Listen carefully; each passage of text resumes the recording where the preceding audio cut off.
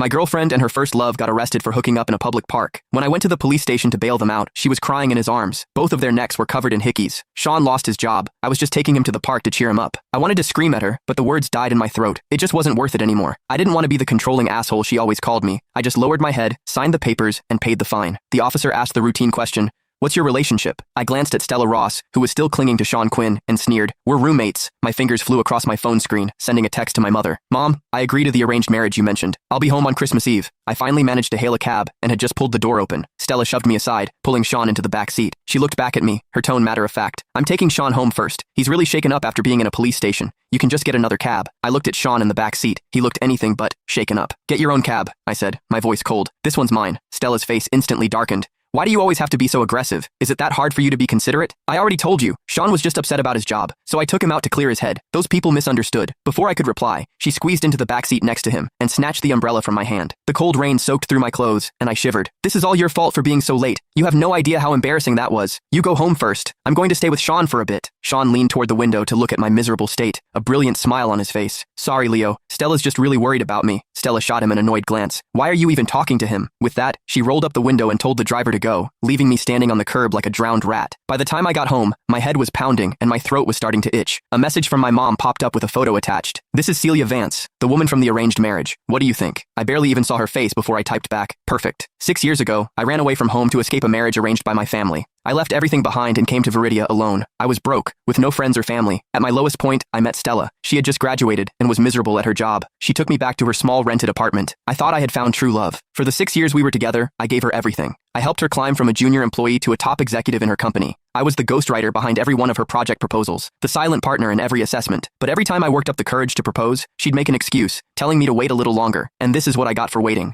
Her, cheating on me with Sean. Now, I was done waiting. From under the coffee table, I pulled out a crumpled booklet. It was a collection of flight stubs from Viridia to the UK. The last one was dated 3 days before Sean returned to the country. Sean had been studying in the UK all these years. All those missed anniversaries and Valentine's days, she had used business trips as an excuse to be with Sean. And I was the fool who believed her, thinking she was genuinely too busy. It was after midnight when Stella came home. I woke up the moment her cold body pressed against mine. The acrid smell of sex mixed with men's cologne clung to her, making my stomach turn. I grabbed her wandering hand. "I have a fever," I said coldly. Her hand froze for a second before she pulled it back, her voice laced with impatience. "What a buzzkill." She didn't say anything else, just rolled over with her back to me, pulling the blanket with her. A cold draft washed over me, making my feverish body feel even colder. In the darkness, the faint glow of her phone screen flickered, punctuated by a few stifled giggles. I closed my eyes and pretended to be asleep. When I woke up, Stella was actually making breakfast. In all our years together, even when my stomach ulcer acted up and I begged her for a bowl of porridge, she'd complain that anything delivery could solve wasn't her job. She wasn't my maid, she'd say. I emotionlessly